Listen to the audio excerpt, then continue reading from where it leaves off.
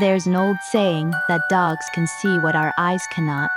Whether it's the east or west, it doesn't matter. Wherever there are dogs, there are stories like this. I want to share one that happened to me 23 years ago.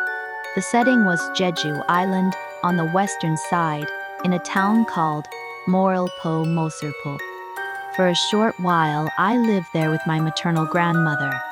Her house was very isolated, with barely any street lights. After 6 p.m., the world outside seemed to completely disappear into darkness, except for the faint glow of a few distant lights and the warm glow from our windows. I was young then and easily frightened, but what comforted me was my grandmother's little Yorkshire Terrier. That dog was my only companion during those especially dark nights. However, there was one problem. Every day, out, barking furiously at the entrance of my grandmother's house.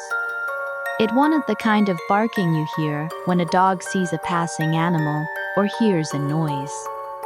No, it was frantic, sharp, and endless ugly when he would do this. My grandmother never scolded him or locked him away. And sea salt, 2. Rice spirits, 3. 5 grains, rice, barley, foxtail millet beans, and proso millet. She would mix them and sprinkle them at the exact spot where the dog was barking. As dog would stop immediately. No growling, no linger, tension, nothing. He would simply calm down and lie down as if nothing had happened. One night, I finally asked why she did this. My grandmother's face turned serious. She simply said, "We need to call a shaman." And the next morning, my grandmother did just that. When the local shaman arrived, she walked through the house quietly, her expression growing more grim with asked, "The dog, does it always bark while looking at the same place?" My grandmother nodded.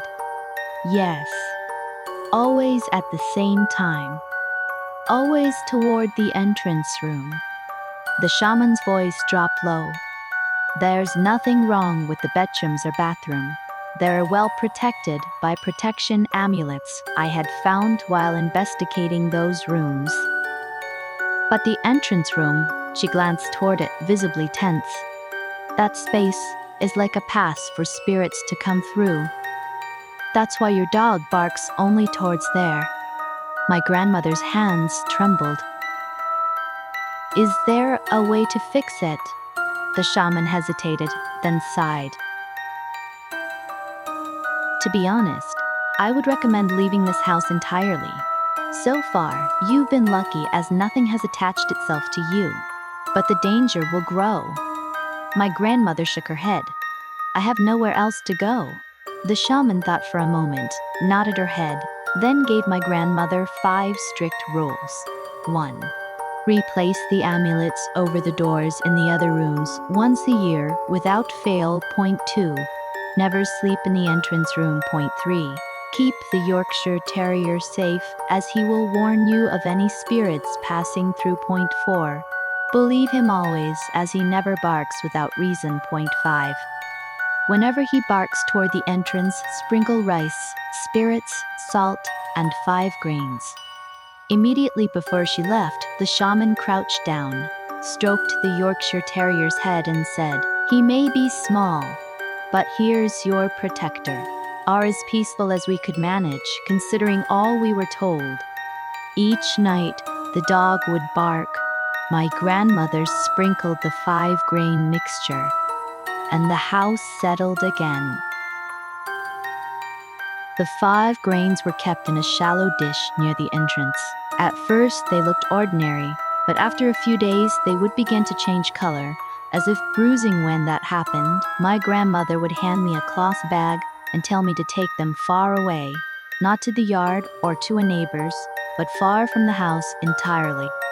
I always walked down to the sea at Moselpo Port. The salty wind there seemed to wash thoughts clean.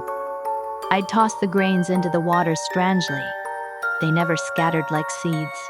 They always fell together, sinking as one dark clump.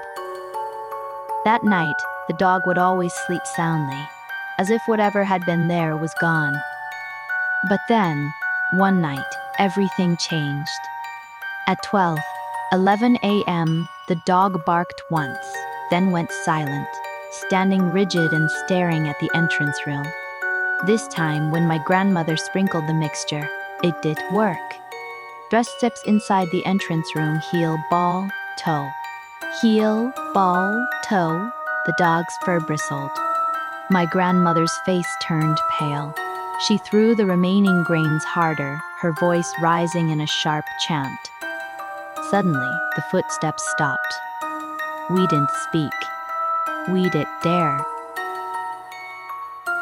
The next morning, dry footprints appeared on the wet stone floor. They were only half prints, just oval marks, as though someone with dry, naked feet had walked through water. They had only appeared in the entrance room. My grandmother wiped them away and burned the rag oust. From then on, we never truly relaxed. The dog sometimes stopped barking and instead sat at the entrance, breathing steadily, as if silently counting how many unseen things passed by. At night, if I pressed my palm to the floorboards, I could feel a faint vibration like a bus rumbling packoed in my head. That space is like a pass for spirits to come through. One night, a storm ripped across Jeju. The wind howled like an animal. The power went out, plunging the house into complete darkness. My grandmother lit a single candle in the kitchen at 1:37 a.m., but not at the entrance this time, at me. He nudged me, pushed me, trying to move me away from the wall that connected to the entrance room. I followed him to the inner room where my grandmother was already waiting, sitting upright and tense. Then, the footsteps returned. This time, there were many, dozens of soft, wet steps, accompanied by the sound of dragging cloth beneath the entrance door. A thin, black mist crept in, darker than the dark around it, like liquid shadow. But silent. My grandmother hurled salt and 5 grains, chanting fiercely. The shadow writhed, then shrank back, retreating step by step until the only sound left was the thunderous storm outside. When dawn came, my grandmother packed our bags. The dog grew old quickly after that, his muzzle turning white almost overnight. However, he was fiercely protective, even towards his end. I live far from Jeju now, but in every home I've had since, I keep a small bowl of salt and a dish of 5 grains by the entrance. Most people assume it's for luck, or maybe for pests. I never correct them. I grace the amulet above the doors, just like my grandmother did. I do not own a dog, yet sometimes, at the thinnest hour of night, I feel a small warm weight lean against my leg, nudging me back, just as my grandmother's Yorkshire Terrier used to. And whenever I feel that this overwhelming sense of ease washes over me, as I know I am being protected even now.